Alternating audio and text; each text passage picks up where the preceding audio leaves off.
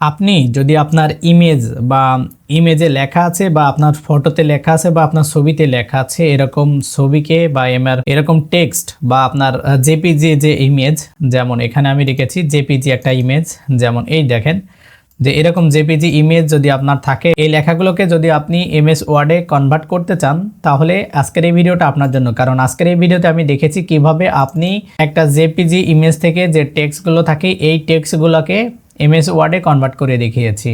তো চলুন শুরু করছি তাহলে। তো চলে যাব আমি গুগল ক্রোম ব্রাউজারে এবং এখান থেকে গুগল ড্রাইভে চলে যাব সরাসরি। আমরা গুগল ড্রাইভে যে জাস্ট আমরা এখান থেকে কি করব, এই টিউটোরিয়াল পারপাস একটা ফোল্ডার করেছি, এখানে থাকবে। ওকে, আমি এটাকে ছোট করে দিচ্ছি এবং এখানে আমাদের যে ইমেজ আছে আমাদের ডেস্কটপ বা আমাদের যেখানে হোক এই ইমেজটা যদি আমাদের থেকে থাকে তাহলে আমরা কি করব, জাস্ট এই ইমেজটাকে আমরা জাস্ট এখান থেকে ধরে নিয়ে আসবো এবং ড্র্যাগ অ্যান্ড ড্রপ করে আমরা আমাদের গুগল ড্রাইভে এটাকে আপলোড করে দেবো। ঠিক আছে, তো আমরা এটাকে একটু বড় করব, ওটাতে আর কাজ নেই। এখন আমাদের কাজ হলো এই ইমেজের উপরে। তো আমরা এটাকে দেখতে পাচ্ছি যে আমাদের একটা ছবি হিসেবে আছে এখানে, টেক্সট টু ফটো যে পিএনজি ফাইল, এটা ঠিক আছে পিএনজি ফরম্যাটে আছে। তো আমরা এই যে ফাইলটা এটা কিন্তু অলরেডি আপলোড করে নিয়েছি আমাদের গুগল ড্রাইভে।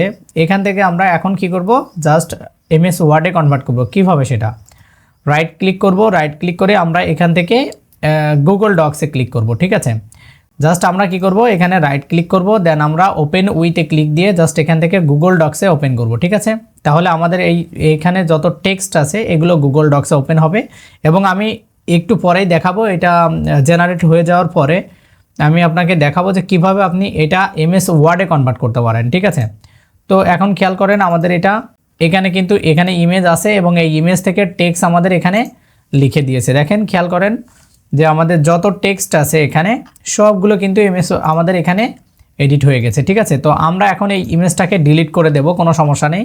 ডিলিট করার পরে এখানে কিছু ওকে আমরা জাস্ট এখানে সিলেক্ট করলাম, একটু বড় করব, একটু বড় করব 11 সাইজ করে। জাস্ট এখন এখান থেকে একটু বোল্ড করে দিতে পারি, বা আমরা বোল্ড না করলেও আমাদের প্রয়োজনীয় যে কালার সেই কালারটাকে অ্যাডজাস্ট করতে পারি। আমরা এখান থেকে আমরা ব্ল্যাক কালারটা সিলেক্ট করতে পারি। ঠিক আছে, তো এখন আমরা এটাকে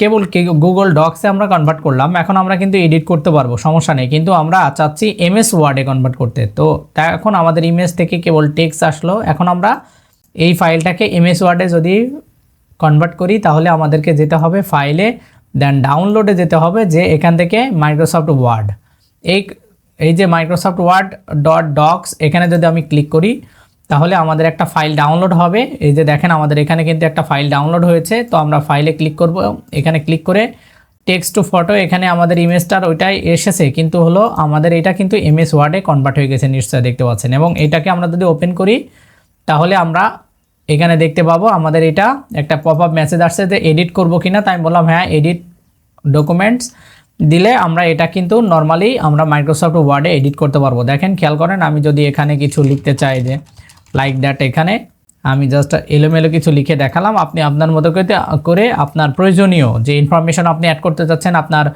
আপনার ডকুমেন্টসে সেগুলো আপনি এখানে অ্যাড করে দিবেন। ঠিক আছে, আশা করি বুঝতে পেরেছেন। চাইলে আপনি এখানে কোনো ইমেজ যদি ইনসার্ট করতে চান সেগুলোও কিন্তু আপনি ইমেজ ইনসার্টও করতে পারবেন, কোনো সমস্যা নেই। এগুলো আমরা পূর্বেও দেখেছিলাম এবং এভাবে।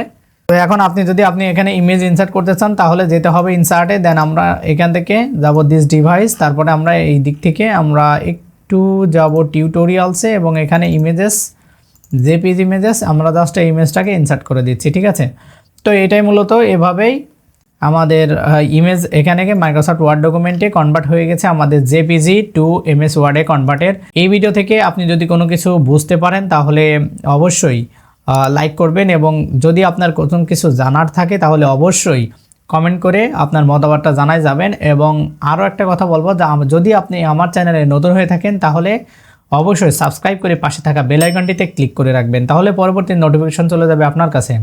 দেখা হবে পরবর্তী ভিডিওতে। আসসালামু আলাইকুম রহমতুল্লাহি ওয়া বারাকাতুহু।